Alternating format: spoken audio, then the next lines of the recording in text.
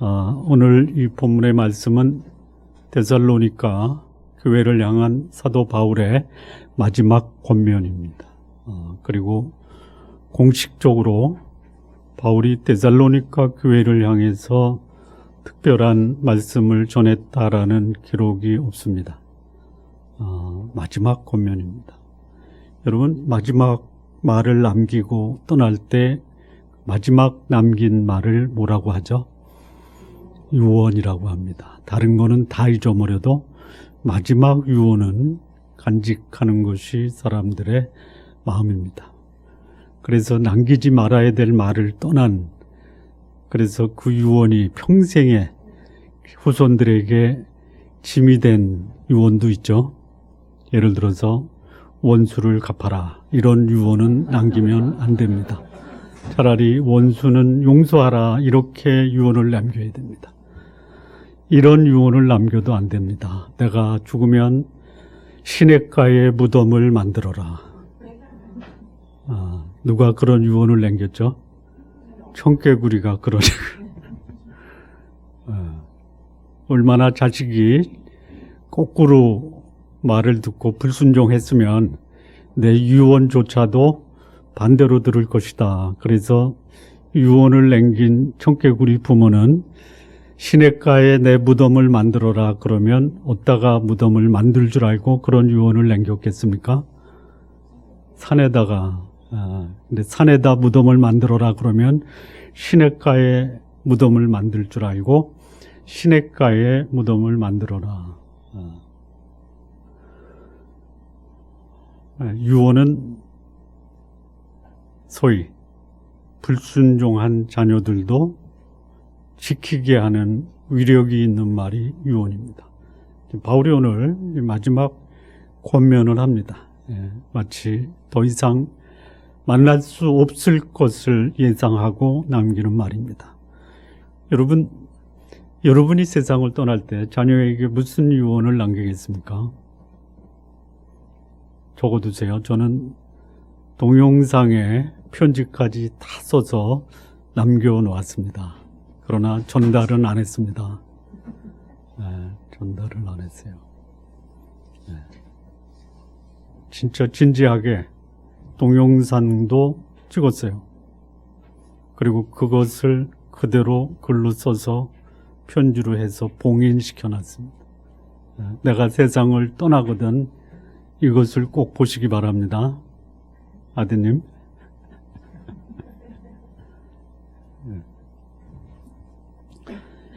자, 신앙의 부모로서 자녀에게 남길 말이 뭐냐. 이 말씀을 보면요, 하나님 잘 믿어라, 이런 유언을 남기지 않습니다. 교회 봉사 열심히 하라, 이런 유언도 안 남깁니다.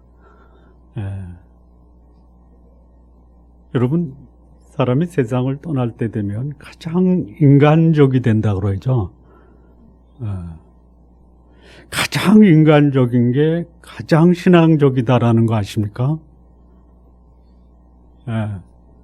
그래서 남긴 유산이 뭐냐면요, 유언이 뭐냐면 열심히 일해서 네 손으로 벌어먹어라. 굉장히 인간적이죠. 그런데 그게 하나님적이다라는 거예요.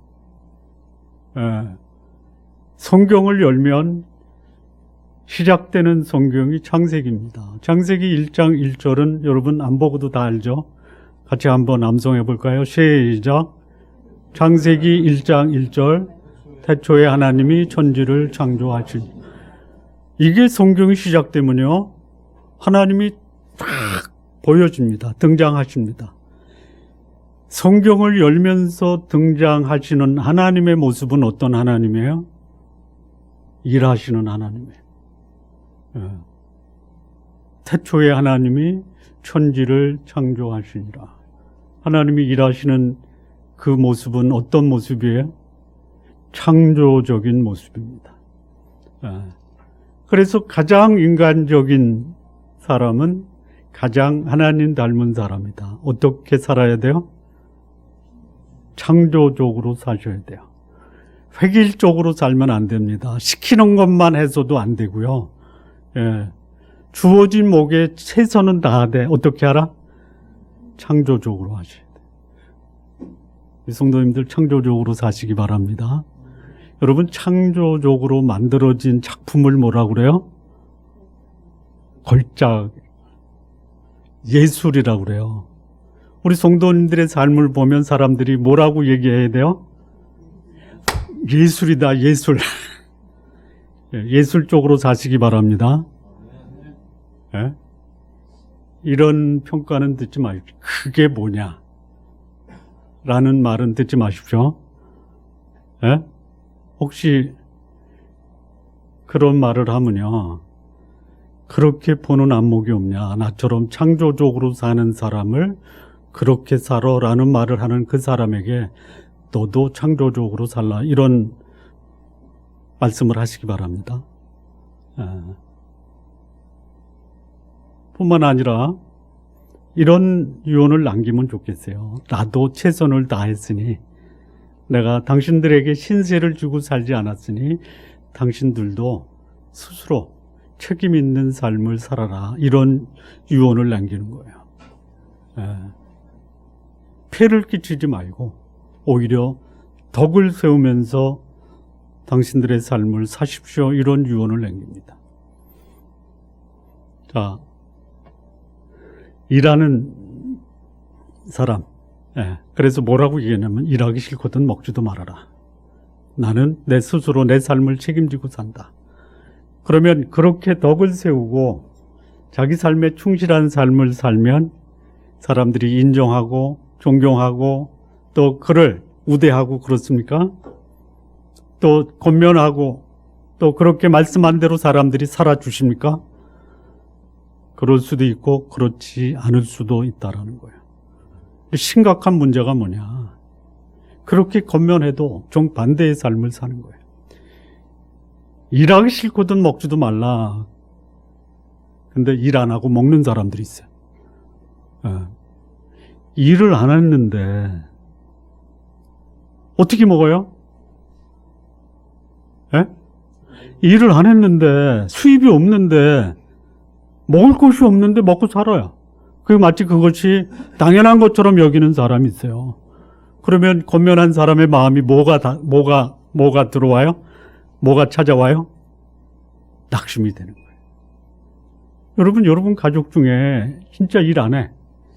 일할 능력이 없어서 안 하는 거 아니라 능력도 있고 충분히 일할 수 있는 건강도 있어요. 그런데 손만 벌리는 거예요. 그러면 도와주는 사람 마음에서 어때요? 낙심이 되는 거야. 자식들이 열심히 일하고 노력하고 그리고 일하려고 애쓰는 모습 도와줘도 기분이 좋아요. 왜? 미래가 있으니까. 아예 일을 안 하는 거야. 손만 벌리고 다니는, 여기저기 가서 손 벌리는 거야. 그런 사람에게 일하시면서 사십시오. 당신이 원하는 일은 없어도 할 수 있는 일이 있지 않습니까? 남에게 손 벌리지 마십시오. 근데 전혀 관심이 없어요. 여기 보니까 뭐라면 일만 만드는 거야. 무슨 일이요? 번거로운 일만 만들어. 여기저기 다니면서 사람 번거롭게 귀찮게 하고, 그러니 그런 권면을 하고 자기 자신이 자기의 경제적 필요를 채우기 위해서 스스로 일하면서 필요를 채우는데 일만 만드는 사람, 손 벌리고 다른 사람에게 무의도식하면서 구걸하는 사람 보면 그것을 보는 부모나 사역자의 마음에 뭐가 찾아와요? 낙심이 찾아와요. 바울도 그랬어요. 그런데 또 데살로니가 교회 성도들 중에 그런 사람들을 보고 막 낙심이 되는 경우가 있어요. 그때 바울이 뭐라고 권면해요? 선을 행하다가 낙심하지 말라. 여러분, 전혀 낙심하지 않는 사람에게 낙심하지 마십시오. 그러면 이게 무슨 생뚱맞는 소리야. 낙심하는 사람이 있다는 거예요. 바울도 낙심하고 성도들도 낙심하고, 이 세 가지 권면을 하고 있는 것입니다. 우리 성도님들 열심히 일하십시오. 열심히 일하십시오. 성실하게 일하십시오. 그리고 여기 이제 바울이 내가 아무에게도 폐를 끼치지 않고 주야로 애쓰고 수고하면서 내 필요를 채웠다. 우리 여러분의 목사가 그렇게 살도록 기도해 주십시오. 예. 그리고 낙심하지 맙시다. 이게 이제 오늘 본문의 핵심입니다. 예. 다 했어요. 예. 이렇게 끝날 수도 있는데 이렇게 마무리 지면 뭔가 좀 빠진 것 같다라는 조금 부연설. 예. 자, 첫 번째 보면 이 데살로니가 교회를 향한 바울의 마지막 권면이 6절하고 10절, 12절 말씀인데요. 한번 보시면 형제들아 우리 주 예수 그리스도의 이름으로 너희를 명하노니 게으르게 행하고 우리에게서 받은 전통대로 행하지 아니하는 모든 형제에게서 떠나라. 10절 우리가 너희와 함께 있을 때에도 너희에게 명하기를 누구든지 일하기 싫어하거든 먹지도 말게 하라 하였더니 우리가 들은즉 너희 가운데 게으르게 행하여 도무지 일하지 아니하고 일을 만들기만 하는 자들이 있다 하니 이런 자들에게 우리가 명하고 주 예수 그리스도 안에서 권하기를 조용히 일하여 자기 양식을 먹으라 하노라. 예. 자, 이 초대교회, 예루살렘 교회를 보면요. 이 사도들이 처음에 어떤 일에 주력했냐면 구제하는 일에 주력을 했습니다. 그러니까 경제적으로 어려운 사람을 도왔어요. 여기 일하기 싫거든 먹지도 말라라고 하지만 초대교회의 사도들이 그야말로 구제하는 일에 소위 경제적 어려운 사람들을 돕는 일에 앞장을 섰습니다. 그래서 그 일에 동참한 사람들이 있었어요. 바나바라 하는 위로의 아들이라고 하는 그래서 사도 바울을 사도들에게 소개했던 이 바나바가 자기 재산을 들여서 어려운 사람들을 돕는 일에 앞장섰어요. 물론 잘못된 동기로 구제에 참여했다가 참 그것이 잘못된 동기다라는 것이 드러나서 목숨을 잃은 사람도 있었습니다. 참 성도들의 필요를 채우는 거 아름다운 일이에요. 하나님이 기뻐하시는 일입니다. 그리고 사도 바울의 사역에서도 어려운 사람, 어려운 성도들을 위한 연보를 강조한 거 빼놓을 수 없어요. 도와야 됩니다. 로마서 15장 26절 보면 이는 마게도냐와 아가야 사람들이 예루살렘 성도 중 가난한 자들을 위하여 기쁘게 얼마를 연보하였다라고 합니다. 고린도 교회에도 그런 모습이 있었어요. 고린도전서 16장 1절 보면 성도를 위하는 연보에 관하여는 내가 갈라디아 교회들에게 명한 것 같이 너희도 그렇게 하라.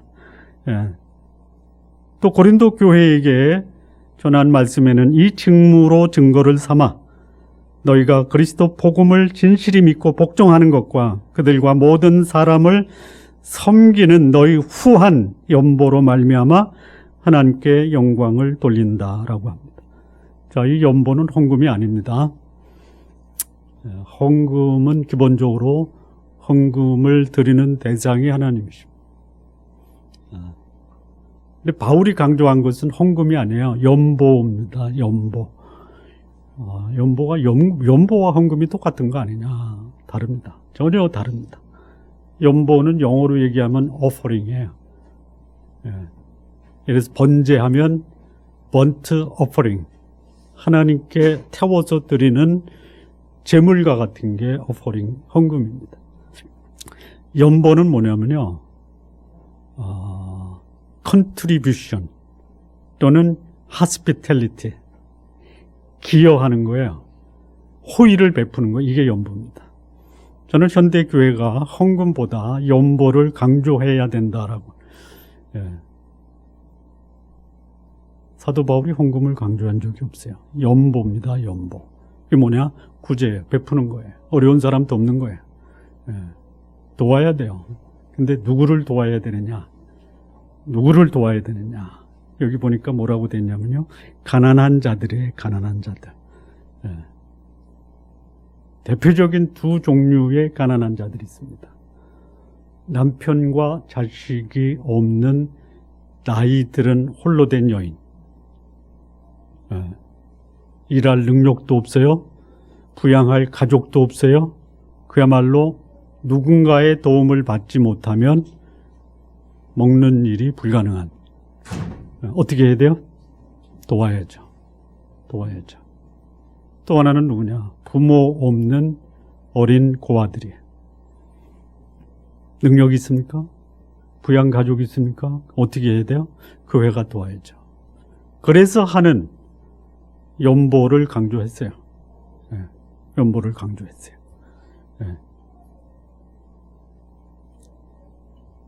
여유 있는 성도들에게 경제적 도움을 받는 이것은 누가 받아야 되느냐?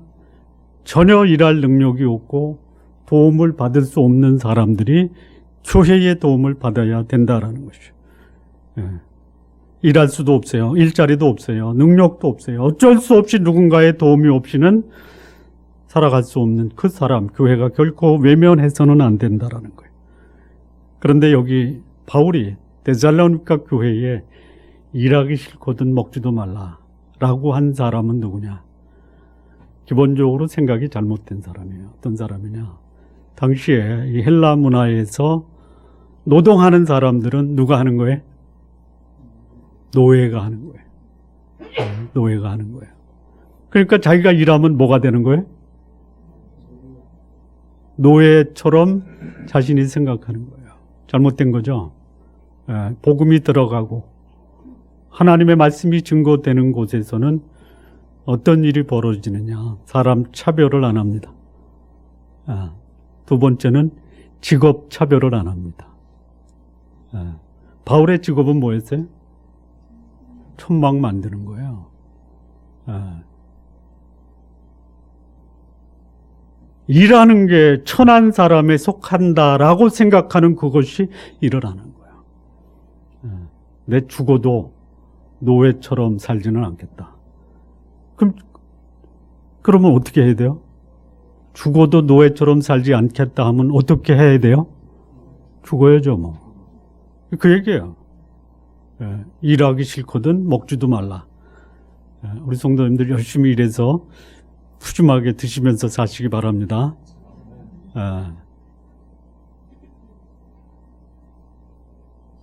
근데 이게 데살로니가 교회 성도들에게 여전히 뿌리 깊게 남아 있었던 거예요. 우리 여러분 연세대 신학대학원의 정재현 교수라고 있습니다. 그분이 한국 기독교인의 의식 구조를 했어요. 제가 몇 번 말씀을 드렸지만 다시 한번 강조하면요. 한국 기독교인의 의식 속에 성경적 의식이 차지하는 비중이 몇 퍼센트냐? 20%예요. 그럼 80%는 뭐예요? 불교 또는 샤머니즘이 50%, 유교가 30%예요. 그럼 80% 기독교인의 의식 속에, 여러분의 의식 속에요. 남 보지 마세요. 80%가 비성경적 의식에 사로잡혀 있다라는 거예요. 우리나라에 기독교 복음이 들어온 지가 110년이에요. 근데 여전히 우리 기독교인의 의식 속에 80%가 비성경적, 비복음적 사고의 영향을 받고 살아간다 이거죠.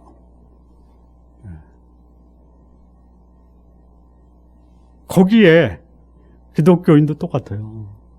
우리 자녀들 20철이면은 제일 많이 그 점쟁이 집에 찾아가는 분들 중에 한 분이 권사님이라고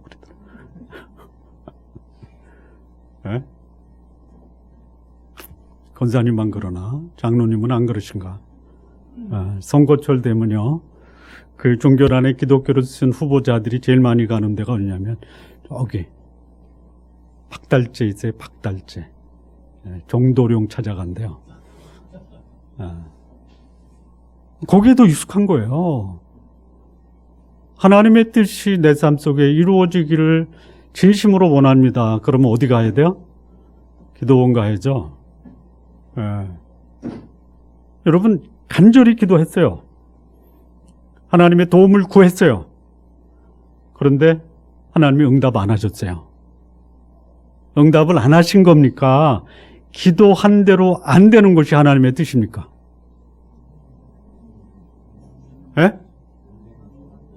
그런데 우리는 뭐라고 그래요? 하나님께 기도하면 안 들어주죠. 그래서 점쟁이 찾아가는 거야. 진짜 뭐 고생하고 또 최선을 다해서 준비를 했는데 기회가 안 와요. 기회가 안 온 겁니까? 아니면 하나님이 다른 기회를 준비하고 계시는 거예요. 어떻게 생각해야 돼요, 우리가? 적어도 신앙이라면 어떻게 생각해야 돼요? 에? 아직 하나님의 때가 도래하지 않았구나. 먼 나를 위해서 크고 위대한 일을 준비하시려고 그냥 이렇게 나를 하나님이 그냥 내 생각에 방치하고 계시냐라는 생각으로 낙심할 수 있어요. 근데 생각을 바꿔서 하나님 무슨 위대한 일을 나에게 맡기시려고 나로 하여금 인내하게 하시느냐, 이런 생각을 하셔야 된다. 근데 그렇지 안 한다라는 거예요. 예.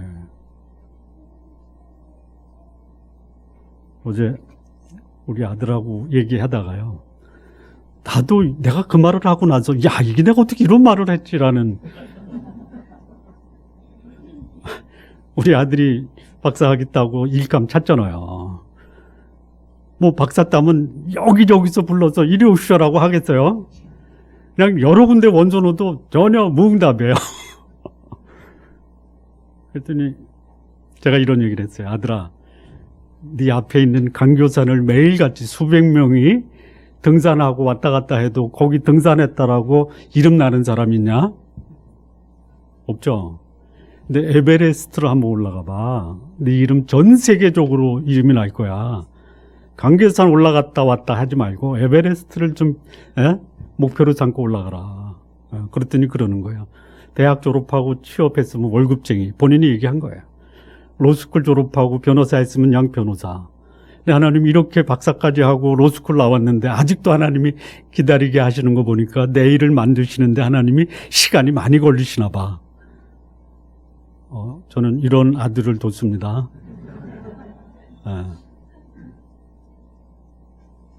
자, 이 데살로니가 교회에 일하지 않고 빌어먹는 사람들이 있었어요. 이 사고가 잘못된 거예요. 그때 그 헬라 시대의 문화가 그거예요. 근데 그것을 벗어버리지 못하는 거예요. 거기 바울이 모범을 보이잖아요. 나는 너희보다 훨씬 더 학문적으로, 사회적으로. 근데 그거 다 버렸다. 그리고 나는 내 일을, 천막을 만들면서 내 필요를 채우고 있다라고 하는 거예요. 일하는 것은 하나님 주신 특권입니다. 특권. 하나님이 일하시는데 그 하나님을 믿는 하나님의 백성들이 일하면서 사는 것, 이거 지극히 당연한 하나님의 자녀들의 모습이에요.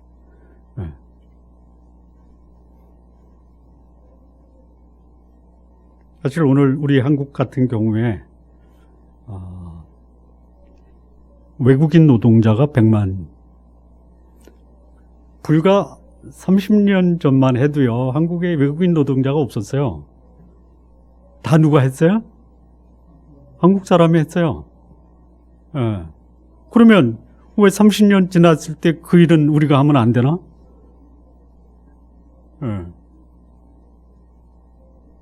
생각이 바뀌어지는 거예요. 내가 할 일을 다른 사람이 해야 된다. 저기 데살로니가 성도들 가운데 있었던 모습이 오늘 우리 한국에도 똑같이 재현되고 있는. 내가 원하는 일이 없다. 그럴 수 있어요. 옛날에는 뭐 그걸 원해서 했나요? 그런 일자리라도 있다라는 것이 감사해야 되는데 그렇지 않고 있는 거예요. 힘들다면 그거 안 하려고 하고, 조금이라도 편하게, 그리고 자기 얼굴 드러내는 거. 생산 현장에서 일하는 거 싫고요. 그냥 편의점에서 일하는 게 낫다 이거죠. 그거 폄하하는 거 아니에요. 일할 수 있는 기회가 있다면 해야 돼요. 아들이 있어서 제가 할 말 다 못했는데, 아빠 나 식당에서 일하면 안 돼. 왜 안 돼요? 되지. 된다 이거예요. 자, 이 바울이 데살로니가 교회 성도들에게 마지막 권면한 게 뭐예요? 일하라 이거예요. 일하라. 일하십시오. 제가 우리 교회 성도님들이 진짜 감사한 분이 있어요. 우리 교회 오시기 전에는 가정주부였는데 어느 날 그러시더라고요. 목사님, 간호사 시험에 합격해서 간호병원에서 일하게 됐어요. 무려 2분이 계시더라고요. 누구라고 얘기는 안 해. 이야, 일하십시오. 자, 두 번째는 뭐냐면요, 7절에서 10절입니다. 어떻게 우리를 본받아야 할지를 너희가 스스로 아나니 우리가 너희 가운데서 무질서하게 행하지 아니하며 누구에게서든지 음식을 값없이 먹지 않고 오직 수고하고 애써 주야로 일함은 너희 아무에게도 폐를 끼치지 아니하려 함이니 우리에게 권리가 없는 것이 아니요 오직 스스로 너희에게 본을 보여 우리를 본받게 하려 함이니라. 여기 바울이 데살로니가 성도들에게 권면한 내용이 뭐냐? 내가 사람들에게 폐를 끼치지 않기 위해서 주야로 애써 수고하고 일했다. 이게 우리들이 살아야 될 삶의 모습입니다. 이 마지막 권면이에요. 폐 끼치지 말고 스스로 자기 필요를 채워라. 자, 여기 사도 바울의 그 삶이 뭐냐면 사역자입니다. 사역자. 사역자로서 모든 사역자가 이렇게 사는 것은 사실상 불가능합니다. 모든 사역자가 사역도 하고 자기 직업도 갖고 한국에 예를 들어서 100명의 사역자라고 하면 사역도 하면서 자기 직업에 종사하는 사람이 100명이라면 몇 명 정도 될 거라고 예상하십니까? 그냥 예상 10%? 그렇게 많아? 와, 저는 한 1% 정도. 1%.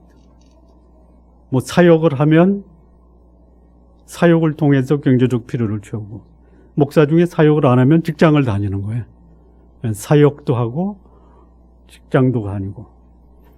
그 모본을 보여준 사람이 딱 한 사람이에요. 누구예요? 사도 바울이에요. 사도 바울. 사도들이 많았잖아요. 근데 자기 직업을 갖고 오히려 이 사도들이 자기 직업도 버렸죠. 복음을 위해서. 왜?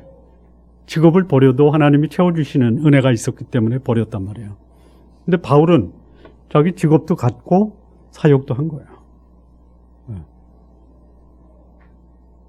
바울이 성도들로부터 사역에 대한 이런 보상이나 감사를 받을 권리가 있어요. 그거 내려놓은 거예요. 오히려 아무런 사례나 보상을 요구하지 않고 스스로 자신의 경제적 필요를 채우기 위해서 주야로 밤낮으로 일했다. 이게 놀라운 겁니다. 바울이 주야로 밤낮으로 일하면서 자기 경제적 필요를 채울 정도로 수입이 적었다 이거죠. 1시간 일하고 일주일치 먹을 걸 벌었다. 그게 아니에요. 밤낮으로 일해도 자기 필요를 채울까 말까 했다.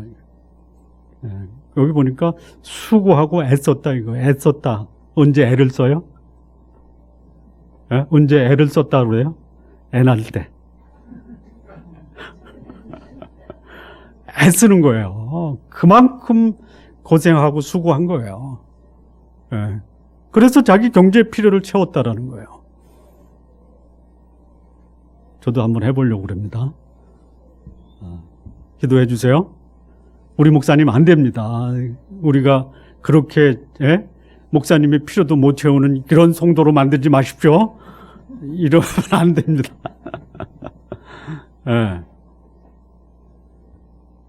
자, 이 바울이요. 사역자들의 경제적 필요를 성도들이 채워야 된다라고 말씀을 통해서 교훈하셨어요. 고린도전서 9장 11절을 보면요. 우리가 너희에게 신령한 것을 뿌렸은즉 너희의 육적인 것을 거두기로 과하다 하겠느냐. 신령한 말씀을 뿌린 사람은요. 육적인 건 뭐예요? 경제적 필요예요. 그거를 거뒀다고 해서 그것이 지나쳤다라고 비난받을 만한 것이냐? 아니다 이거예요.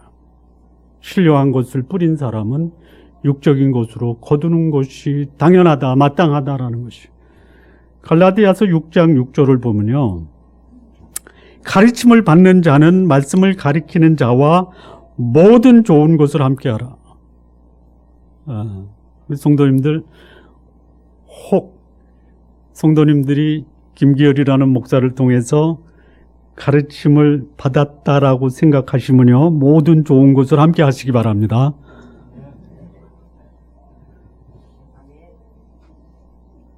예. 김 목사가 주야로 애쓰고 수고하면서 자기 필요를 채우게끔 내버려 두지 마십시오. 이미 마음은 굳어졌어요. 주야로 애쓰고 수고하면서 내 필요는 스스로 채우겠다라고 마음을 정했습니다. 안 믿으시는 것 같아. 다음 주에 발표할 겁니다. 자, 디모데전서 5장 18절에 보면요. 성경에 일렀으되 곡식을 밟아 떠는 소의 입에 망을 씌우지 말라. 또 일꾼이 그 삭슬 받는 것은 마땅하다. 신령한 것을 뿌리는 자, 말씀을 가리키는 자, 일꾼이 그 삭슬 받는 것은 당연한 것입니다. 하나님의 사역자가 물질적, 경제적 곤란을 받는 것에 대해서 성도들이 그 사역자를 섬기고 그리고 보상하는 거, 그건 당연히 성경이 가리키는 교훈이다라는 것이죠. 그런데 자신의 전문성이 있어요. 스스로 경제적 문제를 해결할 수 있는 역량이 있어요, 사역자가. 그러면 남에게 경제적 피해를 끼치지 않고 스스로 그 문제를 해결하는 것은 아름답고 덕스러운 것이다 라고 말씀하는 거예요. 사도 바울의 전문성이 뭔가요? 예? 천막 만드는 거예요. 제가 전에도 말씀을 드렸다시피 사도 바울이 천막 만드는 거 전문가예요, 전문가. 예. 자기 스스로 경제적 문제 그 해결을 하기 위해서 함께 동역했던 브리스길라와 아굴라 천막공이잖아요. 우리 나 좀 가르쳐달라 해서 배운 게 아닙니다. 바울의 고향이 길리기아 다소라는 지역이에요. 그 길리기아 다소라는 지역의 특산물이 뭐냐? 천막이에요.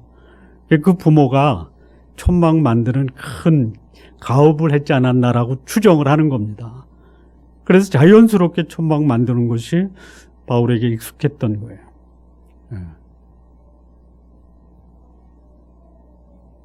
바울이 말하는 이 사역자 스스로 경제적 필요를 채워야 된다. 모든 사역자가 그럴 수는 없어요. 그러나 그럴 수 있는 사역자라면 스스로 자기 필요를 채워라. 할 수 있는 만큼 일하고 그것으로 인해서 벌어들인 수입을 가지고 지혜롭게 잘 관리하는 그런 삶의 모습이 바울이 보여주고 있는 아주 특별한 하나님의 사역자의 삶의 모습입니다. 뿐만 아니라 이거를 뭐라고 그래요? 내가 이렇게 사는데 너희들도 그렇게 살아라라고 권면하는 거예요.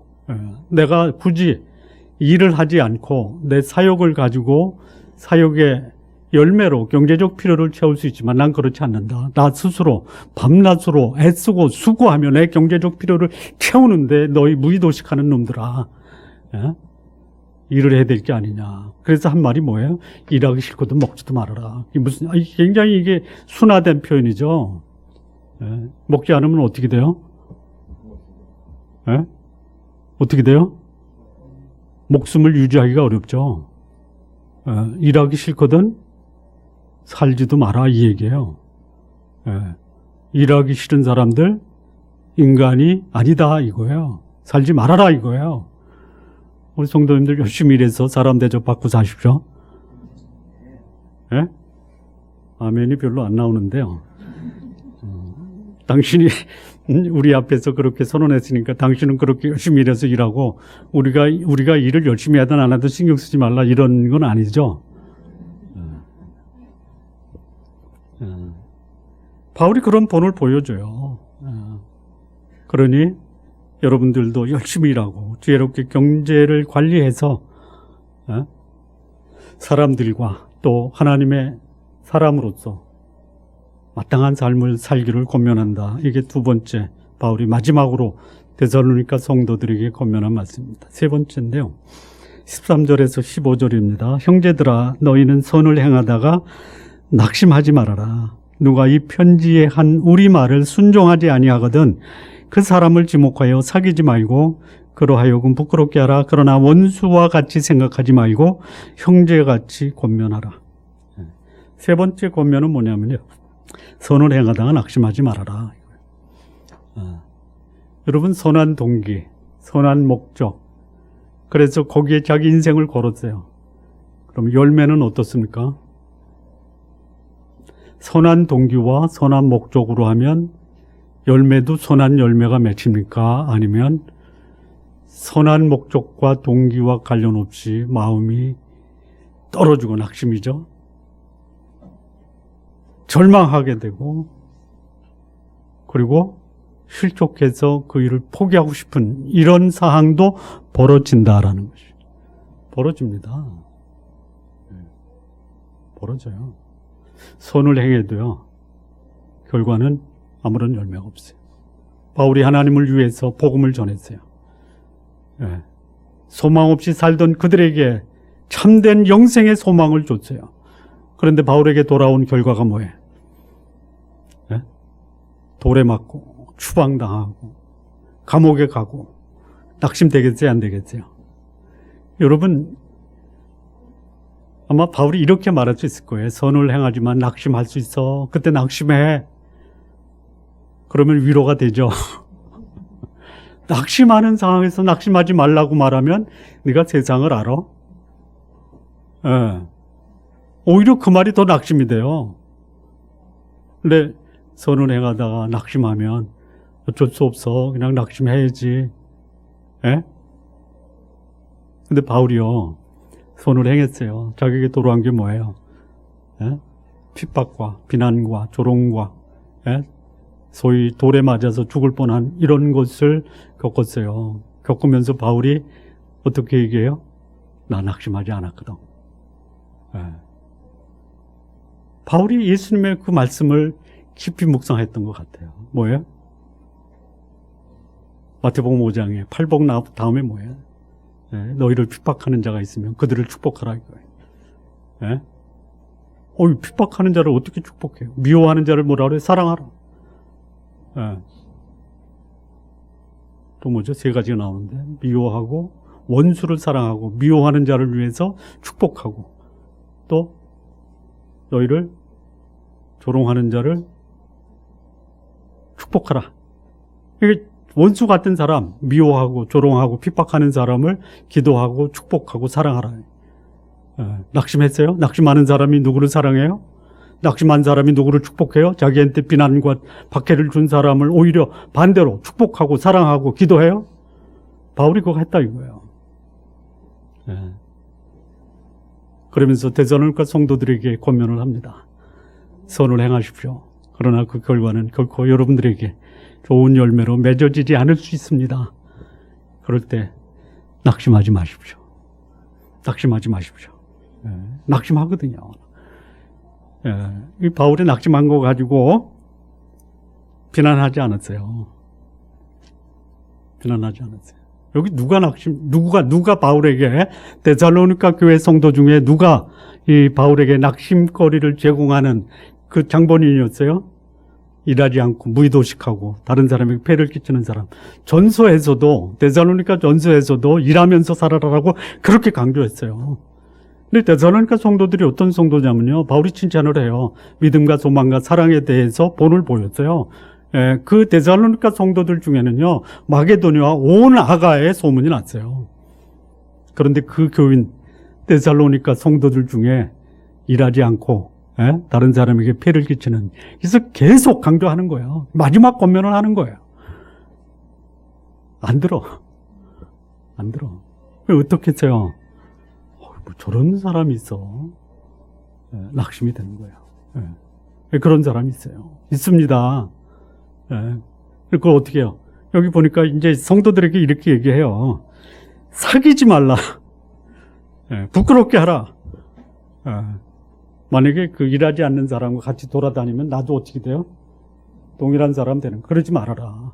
그런데 주의하라. 원수같이 생각하지 말고 형제처럼 받으라. 그도 형제입니다. 형제예요.